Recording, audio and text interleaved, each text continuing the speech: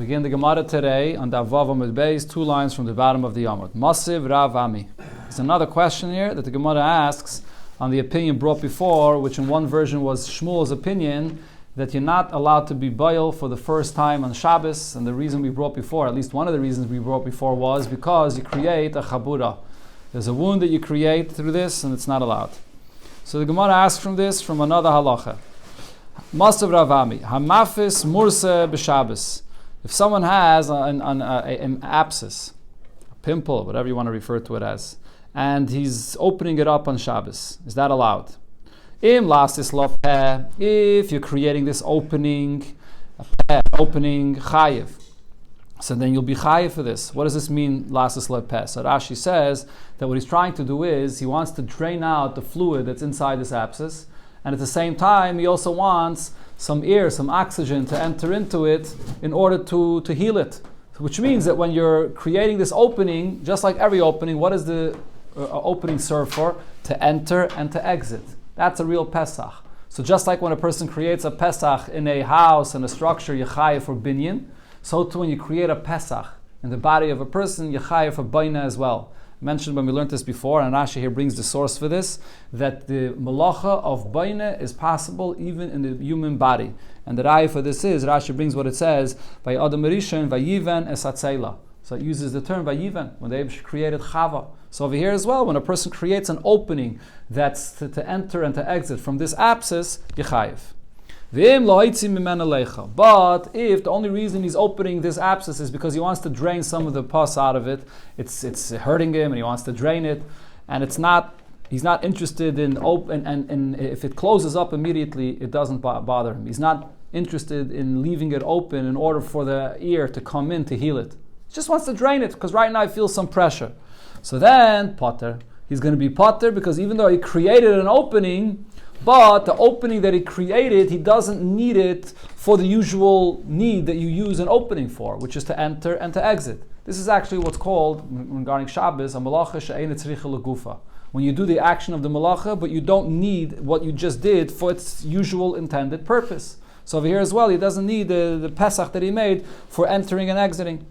So what's the Gemara's question? The Gemara does not spell out exactly what is the connection and what's the question regarding what we're speaking about over here, which is whether you could be boil b'tchila on Shabbos or not.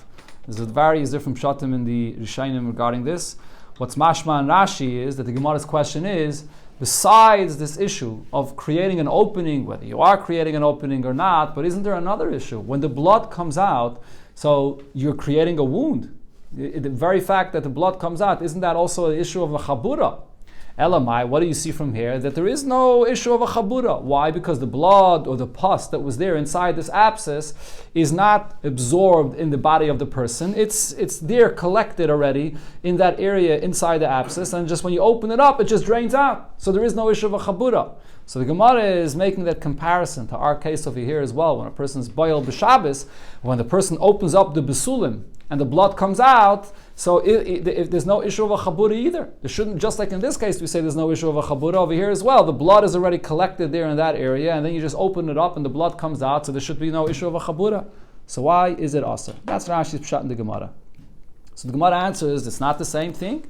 Hasam, pakid, va'akir. In the case of the abscess, when you open it up and the pus or blood comes out, so over there, pakid means it's already collected in that area, and va'akir, and it's totally removed of the rest of the body. Hacha, but in the case of the dam, of the blood that comes out by be'ila, by the blood dam besulim, pakid, there is blood that's collected in that area, but v'loy akir, it's not completely removed of the body. It is still somewhat absorbed in the body, even if not like the regular blood that's mamish in the body of a person, but it's not totally removed of the body, so therefore, Shmuel's opinion was that there still is an issue of making a chabura.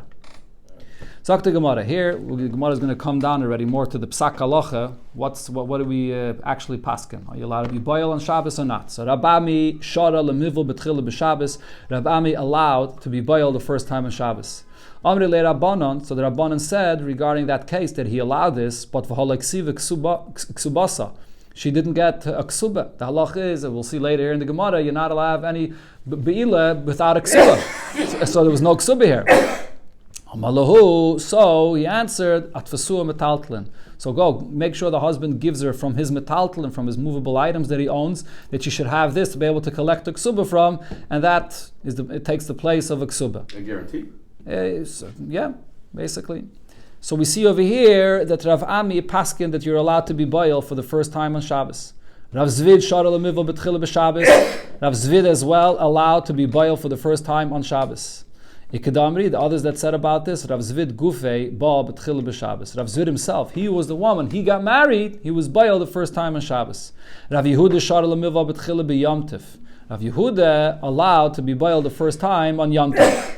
So now the Gemara has two versions about this. Omer Rav Papi mishmei derove lo yiteime biyomtiv deshari ha b'Shabbos aser. This psak din that he said you could be boiled for the first time on Yontif. It's not only on Yontif, but on Shabbos would be aser. But rather the huadin dafilu b'Shabbos nami shari. He would allow to be boiled for the first time even on Shabbos. But a meiser shaya kachaya. The story that happened, when the question came up for him, the story that happened came up on Shabbos, and therefore he allowed to be on Yontif, that is, so he allowed to be boiled on Yontif. Rav Papa Mishmei de Rav Ama. Rav Papa says in the name of Rave, no, B'Yontif Shari, you're only allowed to be boiled the first time on Yontif, but B'Shabbos Asa. On Shabbos he didn't allow. What's the difference? So the Gemara now explains, Amle Rav Papa, my daitech. What's your understanding? What's your opinion about this? That why should there be any more of a heter to be boil on Shabbos, on Yontif that is, and not on Shabbos? So he explains as follows, because in Yontif we have the following rule. Mitoich shehutra chabura l'tzayrech, since on Yontif you're allowed to make a chabura for a purpose. What's this chabura l'tzayrech? The shayrish of the malacha is sheichet, to shecht. So on Yontif you're allowed to shecht l'tzayrech in order to be able to eat. Hotranami shalei l'tzayrech. So you're also allowed to make a chabura even if it's not for the purpose of eating. This is b'chlal, the concept. We learned this in Masechta Beya, the opinion of Beis Hillel. Beis Hillel holds that these malachas that are mutter for eichel nefesh, those malachas are mutter not only l'tzayrech, but even shalei l'tzayrech. So over here as well, the malacha of chabura, which is sheichet, it's allowed l'tzayrech, so it's also allowed shalei l'tzayrech. But on Shabbos, since sheichet is not mutter, so you can't do the chabura to be boiled the first time on Shabbos either. So if so, Rav Papi asks Rav Papa, Ela mayata, if so, mutter lasa is mugmer b'yontif. It should be allowed on Yontif as well to create mugmer. What's mugmer? So as Rashi brings, mugmer means they used to take incense and put it on fire and then hang clothing above it, and the smoke from this incense would give a good aroma for the clothing that they wore. So that's how they would freshen up their garments that they would wear and give it a good smell.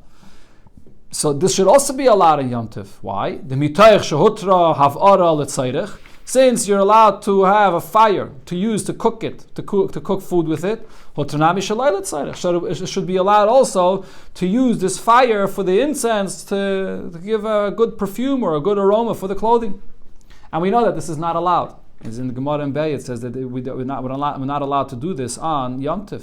So what's the difference? Why there he's saying that if you're allowed to shecht on Yom Tov, which is a chabura, so you're allowed to be boil on Yom Tov. But when it comes to the fire for the mugmar, that's not allowed. Amalei, so Rav Papa answered him, Alecha, Amakra, regarding this question that you're asking me now, the pasuk says, Ach asher ye'ochel l'chol nefesh. That what is allowed on Yontif? This that every nefesh eats. So the Torah uses the term l'chol nefesh, for every nefesh. Why does it say l'chol nefesh? Dov rav shaveh l'chol nefesh. Something that is used by everybody, something that's equally needed or used for everyone, that's what's allowed on Yontif. So what he's saying to him is, when it comes to shechting on Yontif for food that you have to eat, that's something which is shaveh l'chol nefesh. Everybody has to eat. When it comes to being bayil, that's also something which is considered to be shaveh l'chol nefesh. That's normal human behavior for everyone. When it comes to the incense that's used for the aroma of the clothing that people wear, so Rashi says that's only for mifunakim. That's only for people that are very particular and they need to have this good aroma for their garments. So that's not called shaveh l'chol nefesh. So over here, this heter that's used for something that is allowed to be done for food, to say that it's also allowed shaloi l'tzayrech for this mugmer, that's not allowed in Yom Tov. So based on this answer, so Rav Acha Berei Rav asks Rav Ashi, so if so, you're creating this new klal on Yontif. Anything that's not shava l'chol nefesh is not allowed. Things that not everybody does, that not everybody needs, is not allowed. If so, elamatan is damaloi tzvi b'Yontif. How about if you have a deer on Yontif to shecht, which is something very, very unusual. People don't usually eat deer meat. So should you say, since this is not something that people usually shecht, so it should be also to shecht a deer on Yantif? So he answered him and said, no, you misunderstood this answer here. I'm not saying that something which people usually commonly eat, but something that's needed for people, food. Food is something which is needed for people to eat. That's what I meant to say. So tzvi tzarech l'chol nefeshu. If that's what he has now to eat, this is the deer that he has available now to eat. So that's food. That's considered to be tzarech. That's something that a person needs. It doesn't matter if it's commonly eaten or not commonly eaten. But the fact that he's shechting it for a purpose, which is a need, commonly a need for a person, that's shavu l'chol nefesh. Amar Rav Yaakov, going back now again to the halacha of being boiled b'tchil on Shabbos. Amar Rav Yaakov bar Idi, Hayre Rav Yechanan b'Tzaidan, Rav Yechanan in the city of Tzaidan. So he paskind that also livel b'tchil b'Shabbos. You're not allowed to be boiled for the first time on Shabbos. So the expression that was used over here is Hayre. Hayre means that he paskind. So the Gemara asks him this. This expression of hayra, that he paskin this way, is this an expression that's used for something that you're coming to aser? What's the Gemara's question? So Rashi explains, usually the lashon of hayra is only used for a heter. Why? Because when you give a heter, you have to be 100% sure that the heter is eisgehalten, that the heter is okay. You can't give a heter based on a suffix. When you're machmer, so many times the chumrah is not a hayra, meaning it's not a clear isser. Elamai, based on a certain suffix, we're not sure, so we're machmer. So the question is, why is he using this term of hayre, which sounds like that he's 100% sure about this, if he's only asering? If he's asering, so then this could even be something which is a suffix. So the Gemara brings that we find in other places that we do use the expression of hayra even for a isser. Yes, we do use this expression of hayra even for an isser. And the Gemara brings two examples. Vatanan, we have in a Mishnah where it says Hayrua Beis Hillel Paskin, and this is for a Isser. Shetehei Nazira Oit Sheva Shana Macheres, that she has to be a Nazir for another 7 years. What is it speaking about? It's a Mishnah Masechta Nazir. Rashi brings Hilni Amalka. So her son went out to war, and she was davening to the Eibishter that her son should come back alive, and she made a neder that she'll be a Nazir for 7 years. But she was in Chutz La'aretz. And Hillel said that Chachamim were geyser, that when a person keeps his Naziris outside Eretz Yisrael, when he comes to Eretz Yisrael, he has to do his Naziris all over again. Why? Because outside Eretz Yisrael is a place which is considered to be Tumah. Chachamim were geyser Tumah there. So when you come to Eretz Yisrael, you have to do the Naziris over again. So that's what Hillel is saying here. When she came to Eretz Yisrael, she has to keep her Naziris over again. So this is a Chumreh, and still the Mishnah uses the term Hayrua, that he was Mayre, that he passed in this way. Another example, V'ina mikihad Tanya, a halacha regarding treifis. Chut hashedresh and nifsak berubay, when you have the spine of an animal that's mostly severed, so then this is treif. Divrei Rebbe, that's the opinion of Rebbe, some add over here into the lashon of the Gemara. Treife, that's what has to be mostly severed. That's treife. Rav Yaakov says, afil nikiv, even if it's perforated in one area, the animal is already going to be treif. But then, Hayre Rebbe ke Rabbi Yaakov, even though Rebbe disagreed with Rabbi Yaakov, but B'Payil, he paskened like Rabbi Yaakov. So again, we see that we use this expression of Hayre regarding a Chumreh. And then the Gemara concludes though regarding that, Amar Avuna ein halacha ke Rabbi Yaakov. We don't actually pasken like Rabbi Yaakov. Rav Nachman bar Yitzchak masni hachi. Going back again to the subject of being Bayal B'Tchila on Shabbos, and this is the final thing the Gemara brings here. So Rav Yaakov bar Yitzchak taught us as follows. Again, what exactly did Rabbi Yechanan say? Amar Avo, that Rabbi Avo said, Shal Rabbi Shmuel ben Yaakov de Mintzur es Rabbi Yechanan b'Tzaidan. Rabbi Shmuel ben Yaakov asked Rabbi Yechanan about this halacha, Va'ana Shami, and Rabbi Avo says, I heard when he asked him this question, Ma'u liva b'tchila b'Shabbos, are you allowed to be boiled the first time on Shabbos? Va'malei aser, and he paskin that it's aser. But the Gemara concludes, V'hilchase, the halacha is, mutter liva b'tchila b'Shabbos. You are allowed, this is the halacha Shulchan Aruch, you are allowed to be boiled the first time on Shabbos. You do have chasanas that take place on Friday. It's not very common, but I think for some of the Rabbeim got married on Friday as well. Okay, so the chasana could be on Friday, you could be boiled b'tchila on Shabbos. This is the halacha b'payil of the Gemara. And this goes together with what we learned before. We passing like Rab Shimon. Rab Shimon says, Hadov Hashem Miskaven is mutter. Okay, that's the conclusion of this sugya. Now the Gemara continues, and here we begin another sugya, which is the halachas, the sugya of the brachas of Sheva brachas. Exactly when do you have to say Sheva brachas, and all the different details about Sheva brachas.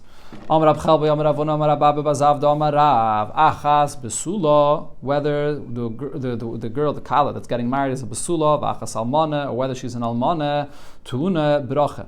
You have to have the bracha, which is it's called birchas chasanim. That's the expression the Gemara uses for this, but it refers to the 7 brachas that we say by the chuppah, by the chasana, and then later the 7 days.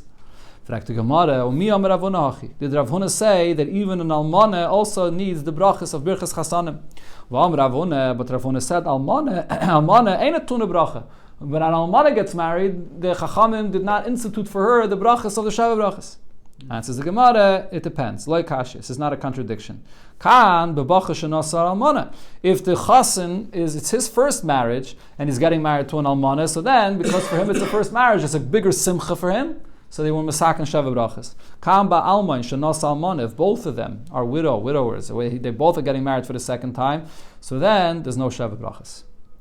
Fragt the Gemara, how could you say this though? But va almain shenasar almana. An almain that marries an almana loy, there is no Sheva brachas. But Rav Nachman said, Amali Huna bar Nasan told me as follows. Tana that we learned in the Braise, Minayin lebirchas chasanim ba'asara. From where do we know that when you say the brachas, the birchas chasanim, the Sheva brachas, that you need to have 10 people present, just like any time when you are similar to when you say Kaddish, Kedusha, you have to have a minyan. So how do we know that this rises to the same level of Kedusha that you have to have a minyan? Shenemar, because the pasuk says, "Vayikach asara anashim meziknei ha'ir vayom yeshvu poi vayeshvu," and this is by Boaz. When Boaz married Rus, so he brought 10 older people, 10 zakanim, for a minyan. So therefore, we see that for Sheva brachas you need a minyan. Now the Gemara concludes its question. Boaz alman shenas almana ava. Boaz was married earlier. As Rashi here brings, Boaz actually had many children before. It says in the pasuk that Boaz had 30 sons and 30 daughters even before this. And Rus was also married before, so it's alman and almana. And you see over here that you have to have birchas chasanim. So the Gemara answers, "Mai eine trutuna bracha dam Rav Huna." When Rav Huna said before that an alman that marries an almana that does not need a bracha, it means kol zayin. It means that you don't need the brachas for all the days of Sheva brachas, for 7 days. Still, but by the first time though, by the chasana, by the chuppah itself, when they get married, you do say Sheva brachas, but you just don't say Sheva brachas for the rest of the 7 days. Avo yom echad, so the Gemara asks in this, so what does this mean? Avo yom echad tuna bracha. So you're telling me that even an almain that married an almana, so you do have to say the bracha of the Sheva brachas the first day, one time. Elo the Tanya. So now, if so, this that we learned in the Braise, and this was quoted before. Shaktu chachamim al takanas b'nai Yisrael. The chachamim were very diligent regarding what they instituted for b'nai Yisrael, and this is for an almana. And so this is what we learned before. The chachamim instituted that an almana should get married on a Thursday. So like this, the husband will remain with her Thursday, Friday, Shabbos, 3 days. If he gets married to her on a Wednesday, so then he's going to be with her the next day, Thursday, and then Friday he'll go out to work. He's not going to be with his kala for 3 days. That's what we learned before. So we want him to be there for 3 days. So the question is, in what case does he have to remain with her for 3 days? B'mai, what are we speaking about over here? If the chasen is a bacher, the first time he's getting married to this almana, so why are chachamim making this takana for 3 days? Ha'amrit shiva. You said that regarding if he's a chasen, a regular chasen, so then for him the Sheva brachas is 7 days, just like every other chasen. So why does it say here 3 days? If we're talking about that not only she's an almana, but he's an almain as well, ha'amrit yom echad. So you said that the bracha you say is just 1 day, the day of the chasana, and that's it. After that, there's nothing. No 3 days, no 7 days. So why are we saying over here that he should be happy with her for 3 days? So the Gemara gives 2 answers. Either the answer here is ba'almain yom echad lebracha. Yes, we're talking about an almain that's marrying an almana. So there's only 1 day, only by the chasana, that you say the brachas, the Sheva brachas, but the shloishel is simcha. But that doesn't mean that he could just walk off after a day later. And we do want him to remain with the kala for 3 days for simcha, to bring her simcha, even though there are no Sheva brachas. So that's what this Braise is speaking about, the simcha. Or what this Braise is speaking about is bebacher that this Bacher, Chassan, which is a Bacher, got married to a Kala, which is an Almana. So Shiva lebracha, yes, there are 7 days that any time they have a meal together, they have to say Sheva brachas. But a shloisha lesimcha, there's only 3 days that he has to remain with her and not go to work, and that's what Chacham wa Mesakin to get married on a Thursday. But after those 3 days, he can go out to work. Yeah, there will be Sheva brachas if they make a meal together, and there are 10 people there. There will be Sheva brachas, but only 3 days for the simcha that he doesn't go to work. Eisvei, the Gemara asks now from a different place. Mevarchen, so it says in the Braisa as follows: Mevarchen lebesula shiva. That for a besula, she's getting married for the first time. So we say the brachas for 7 days. L'almana yoyim echad. And for an almana, you say the brachas of Sheva brachas for 1 day. My love, when it says here for an almana that you say the brachas just 1 day, don't you think it says almana? Almana means no matter who she gets married to. Afila almana shenisis lebacher. That includes even an almana that gets married to a bacher, to a chassan for the first time, and the Sheva brachas is only 1 day. Unlike we said before, that for an almana that gets married to a bacher, the Sheva brachas is for all 7 days. Says the Gemara loyla la'almain. When it says here the almana, the Sheva brachas is 1 day, it's an almana that's marrying an almain. Aval lebacher. So the Gemara asks on this. So if it's an almana that's getting married to a bacher, my shiva, so then the Sheva brachas is for 7 days. Yihachi, if so, why doesn't the Braisa spell this out? The Braisa is misleading. Lisni mevarchen lebesula shiva. Let it say that for a besula, there's always going to be Sheva brachas for 7 days. Ulalmana shenasa lebachor shiva. And then regarding an almana, the Braisa should make this distinction. If she marries a bacher, then there's Sheva brachas 7 days. Ulalmana yem echad. And if the almana marries an almain, then the Sheva brachas is only 1 day. So others are good at that in the Gemara here. Instead of almana, almain, because that's what the Gemara really means to say. That if the almana marries the almain, then it's only 1 day. Why doesn't the Braisa spell out this distinction? And it says the Gemara, milse pesikte ketani. The Braisa is dividing these two categories of the besula and the almana, and it's mentioning the halacha of the besula and the halacha of the almana, what's pesikte, meaning this, that it's clear, the minimum that's clear, and that is as follows. The leke besula, the batzra meshiva, there's never a case where if the kala is a besula that is less than 7 days of Sheva brachas, and the leke almana, the batzra meyom echad, and there's no case of an almana where the Sheva brachas is less than the first day. So that's the minimum. But yes, there is possible by an almana that marries a bacher, getting married for the first time, the Sheva brachas will be all 7 days. Gufa, now bringing back the original, the source for this, the Sheva brachas, that it has to be with a minyan. Amar Rav Nachman, so as we said before, Rav Nachman said, Amar Yehuna bar Nasan Tana, so we learned, Minayin lebrichas chasanim basara, what's the source that brichas chasanim has to be with 10 people? Shenema, the pasuk says, Vayika chasara anashim niziknei, vayom yeshvu pai. So by Boaz, he invited 10 people to say the Sheva brachas by the chasana of Boaz with Rus. Rabbi says mehacha. We learn it from a pasuk in Tilim. B'makhelos, and when you have a gathering of a congregation, Baruch Elokim Hashem ben shtei eibishter min mekor Yisrael. What does mekor Yisrael mean? Min mekor means from the source of Yidden, meaning the source of the birth. When you get married and you're bringing another dair into the world, so then you have to ben shtei eibishter. You bench the Eibishter b'makhelos. B'makhelos means with a congregation of 10 people. So this is the source for the minyan that you have to have by Sheva brachas. So the Gemara now will go through these psukim. Rav Nachman, b'hai kra the Rabavo, my Darish Bey. Rav Nachman, what is he darshan of the pasuk that Rabavo brought? Since he doesn't use that as a source for this halacha of Sheva brachas with a minyan. And says the Gemara, he learns from that pasuk this that we learned in the Braisa. That Rab Meir learned from that pasuk. Minayim, from where do we know? Shafilu ubrim shebimei iman. That even the ubrim, the fetus in the mother's womb, Amru Shira alayam, when they came to sing the Shira by Kriyas Yamsuf, even they sang to the Eibishter. Shanama, the pasuk says, "B'makela baruch alakim Hashem b'makar Yisrael." That b'makelas Yidden gathered together and they sang to the Eibishter. Who sang to the Eibishter? B'makar Yisrael. Even the babies that were still in their source before they were born, they also sang to the Eibishter. V'idach, but what does Rabbi Vo say? Imkein le'mekra mi beten. The more usual expression for the pasuk would be mi beten, from their mother's womb. Min mekayr. Why does it use a different term? Min mekayr, from their source. Al iske makar. It's also teaching me this halacha al iske makar, meaning when a person is occupying himself in marriage to get to be a source for the next generation, then you have to say Sheva brachas.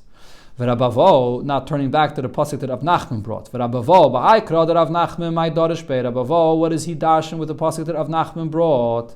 So he says, "Ahomi bayalel midrash." Over there, when Boaz gathered 10 zakenim, why did he gather 10 zakenim? Not to say sheva brachas. Rather, over there he wanted to teach them a halacha. He wanted to teach them a mayni v'loy amaynis, mayevi v'loy mayevis. This that the Torah says you can't marry an amayni or a mayevi. That's only a zachar, but not an akeva. That's the halacha he wanted to teach them. He was getting married to Rus, and everybody must have been wondering, how could he get married to Rus? She comes from Mayav. So he was darshaning to them, explaining them that Mayavi v'loy Mayav. Remember, we learned the whole sugya about this in Yavamis, where the Gemara had a whole discussion. What's the source of this heter? It wasn't so clear. Now the Gemara explains, how do we know that he was coming to darshan to them this halacha, and not that he was coming to gather them for the purpose of saying the Sheva Brachas? If he was gathering 10 people to say the bracha, like any time you need a minyan, so leisagi the lavs kanim, it wouldn't be good if it wouldn't be 10 older zakanim, 10 elders. Why does it say in the pasuk that he gathered zakanim? Now Rab Nachman that is will tell you, if he was gathering these 10 people to darshan a halacha, leisagi the lav asara. When you want to darshan a halacha, you can't darshan a halacha if you don't have 10 people.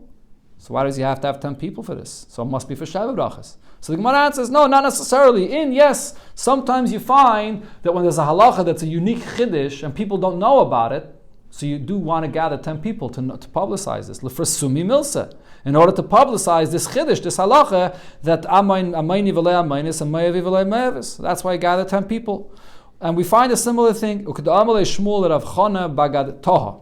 Shmuel told Rav Chana that came from Baghdad, Puk v'aisili be'asara, go out and bring me 10 people, v'eimelach b'ampayu. And I want to teach you the halacha in front of 10 people, that in other words, that everybody should know about this chiddush. Hamezake lo uber kana. That if you want to sell something to a person that's not even born yet, he's loy bala olam, he's still a uber, still you can be mezake to a person that's not here. But for Hilchas, regarding that, the Gemara says the halacha actually is hamazaka lubar loikana. You can't sell something to someone that's not born yet. But you see here this concept that sometimes a halacha that's a chiddush is taught in front of 10 people. Taner Rabbanan and a Braisa we learn bevarchim birchas chasanim bebeis chasanim. When do you make the bracha, the Sheva Brachas? In the house of the chasan, meaning when the chasan is actually getting married to his wife, as we've learned before, and we see this so many times, that there's edison and there's nisuin, the first stage of marriage, and after the first stage of marriage, the chasan and the kala do not live together; they go back to their homes. But then birchas chasanim bebeis chasanim means once the chasan is already coming to the second stage of marriage, when chuppah and nisuin, that's when you make the bracha, the Sheva Brachas. And when we do it today by the chuppah, because today we make the edison and the nisuin at the same time. Rabbi Yehuda says, Af beveis ha'edison mevarchin oisa. Even at the time of edison, the first stage of marriage, a chasan gives the kala the ring, and in the time of the Gemara, that could have been a year before the nisuin. Then you say Sheva Brachas as well. Amar Abaye, so Abaye said regarding Rabbi Yehuda's opinion, Ubi Yehuda shano. This is only in Yehuda, which is a certain section in Eretz Yisrael, and that's where Rabbi Yehuda was. And regarding that, Rabbi Yehuda says that you say Sheva Brachas there, even by the edison. Why? Because they had a different minig. In Yehuda, the minig was the chasan and the kala. They did live together. They did seclude them together on the day of the edison, and then later they went back to the chasan to his home and the kala to her home, and then the nisuin was a year later. But by the edison itself, since there was a yichud, so mitzad the yichud, and the simcha of the yichud, you say Sheva Brachas then as well. Tanya Yidach, we learned in another brayse, mevarchen birchas chasanim bebeis chasanim. You say the bracha, birchas chasanim, the Sheva Brachas, bebeis chasanim, which is when they're getting fully married, or birchas edison bebeis edison. Then there's another bracha, birchas edison, that you say at the time of the edison, at the time of the kiddushin. So this is a different bracha. So birchas edison my mevarech. What is the bracha that you say at the edison? So Ravan Baravade, Verabe Baravade, Tarvai Mishmei de Rav Yehuda Amri. They both said in the name of Rav Yehuda what the nusach of the bracha is. Baruch atah Hashem, Elokeinu melech haolam, asher kitshanu b'mitzvaysav, v'tzivanu ala harayis. So what does v'tzivanu ala harayis means? That the Eibusha commanded us on all the isurim of harayis. V'asa lanu isa arusais, and the Eibusha also answered, and this is actually only a ism d'Rabbanan, that you may not live with an arusa. In that time period of edison, where the kala lives in her parents' house and the chasan lives in his parents' house and they're not living together yet, and they haven't yet had the celebration of the chasana, where the nisuin, the second stage of marriage, they're not allowed to have any relation with one another. And then what's mutter? Only nisuos are the chuppah v'kiddushin, the full marriage through chuppah and kiddushin. That's the nuscha de bracha. And now, just before I go weiter, this is a very unique bracha, very unusual bracha. And there's a few things that the Rishonim point out regarding what's unique with this bracha. The first thing that's unique about this bracha is it's Ivanu al arayis. You never find any bracha which comes to a bracha for a isser, a bracha for a lav. Over here, this is basically a bracha on all the isurim of arayis. Why is this such kind of a bracha? That's the question that the Rishonim ask on this. So the Rishonim say it's this bracha is a combination. On one hand it's a birchas ha-mitzvahs, but it's also a birchas ha-shvach, which we're praising the Eibishter and thanking the Eibishter for giving us the kedusha that Klal Yisrael has, that we have the isurim of arayis and we're separated and we act more holy. So that's the bracha of Tzivano al arayis. And also, you don't say in the nusach of the bracha, you would think, what's the mitzvah that he's doing right now? Kiddushin. He's being mekadesh isha, kiikach isha. The Torah says if you want to have a relation with a woman, you can't just meet her in the street and get married to her like that. You have to be mekadesh her, kiikach. So that's the mitzvah. Why don't we just make a bracha, baruch atah Hashem, alekenu melech haolam, shekitshanu ala kiddushin. So the Rosh asks this question here. The Rosh has a very big arichas about this, and the point that he says is because you could be really the real mitzvah that you're being mekayim is the mitzvah of piri v'ribya. That's the real mitzvah, to have children. The mitzvah of kiddushin is not a mitzvah that deserves a bracha for itself, because you're not mechuyev to be mekadesh isha. He says it's possible. There is a scenario where a person has a heter to be with a woman without kiddushin. It's not very common, but it's called a pilegesh, and that's without kiddushin.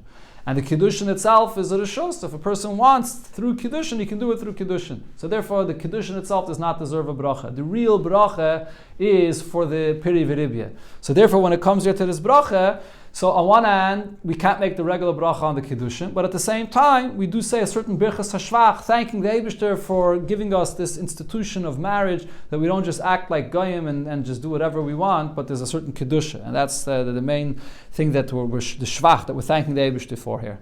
Another thing that's unique in this bracha is it says here chuppah v'kiddushin. It puts chuppah before kiddushin. It's not really the order that we do it. First is kiddushin, arei mokadeshesli, and then is the chuppah.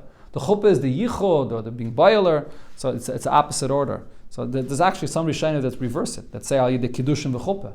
But our nusach nevertheless says al yidei chuppah v'kiddushin. Okay, let's go weiter. Now the Gemara says, Rav Acha berei de Rav Mesayim ba mishmei de Rav Yehuda. Rav Acha berei de Rav, he added that when you finish the bracha, you finish off and say, Baruch atah Hashem, mekadesh Yisrael al yidei chuppah v'kiddushin. So you do conclude the bracha again with another Baruch atah Hashem. Okay, so now we have a machlokes here. According to the previous opinion, you don't conclude this. You just finish when you say without another Baruch atah Hashem. So the Gemara explains, Man dolei chasim, the one that does not conclude the bracha again with another Baruch atah Hashem, midi dahava aberchas peiris, aberchas mitzvahs. This bracha is similar to the bracha that you make on food or the bracha that you make on a mitzvah. You don't say again Baruch atah Hashem. So here as well, you're thanking the Eibishter, and there's no reason to add another Baruch atah Hashem. So Rashi explains, usually when you have a bracha, that's a very long bracha, and you're thanking the Eibishter, and you're also asking the Eibishter for something, there's a haidah, there's a bakasha, so you finish off again with a Baruch atah Hashem, with praising the Eibishter. But over here, you're thanking the Eibishter for the arayos, the isser of arayos, and the fact that we get married, al yidei chuppah v'kiddushin, but there's no reason to add again another Baruch atah Hashem. Man the chosim, the one that does conclude Baruch atah Hashem again, midi dahava kiddusha, because this is similar to Kiddush. When you make Kiddush Friday night for Shabbos, and you thank the Eibishter for giving us the holy day of Shabbos, that's what Kiddush is. Over here as well, the content of this bracha is also similar. Thanking the Eibishter for the Kiddusha that he gave us in the relationships, the Kiddusha that Klal Yisrael has. So therefore here as well, we conclude again with Baruch atah Hashem, similar to Kiddush. Taisa says the pshat is a little bit different, that this is also considered to be like a longer bracha. It's not just a short bracha, like when you say Bari Priya Eitz or Laniach Tefillin. It is a little bit of a longer bracha, so it deserves another to be chaysim, just like Kiddush, which is a longer bracha. Okay, let's listen to one more piece here in the Gemara. Tana Rabbanon, another halacha regarding the Sheva brachas, Mevarchim Birchas Chasanim Ba'asare, Kol Shiva. So you make the bracha, the Sheva brachas, when you have a minyan, all 7 days. Rav Yehuda, but Rav Yehuda said about this, V'hu shebo panim chadashes. That's only if you have a panim chadashes, if there's a new individual that's joining the Sheva brachas that was not there earlier. So there's a machlekes Rishonim about this. And Rashi here says, if you look into the Lashon Rashi, panim chadashes b'chol yom shelo hayu sham esma. He wasn't there yesterday. Some say that means he wasn't by the chasana at all, not by the chuppah, and not by the meal of the chasana either, when they made the brachas at the end of the chasana. Some say even if he was by the chuppah, but he was not at the Sheva brachas at the end of the chasana, he could also be a Sheva brachas. Right, so this is the negaya. I mean, who exactly could be a panim chadashis? So it's a machlekes about this. And then here there's the famous Tosfos, the Baran Tosfos of the Amud, where he says that the whole idea of Sheva brachas is that there's another new person, so it adds to the simcha. And then Tosfos says, but Shabbos, which is Mizmor Shir L'Yom Shabbos, so at that day you don't need a Sheva brachas. The Shabbos itself is the greatest simcha, and that's the panim chadashis.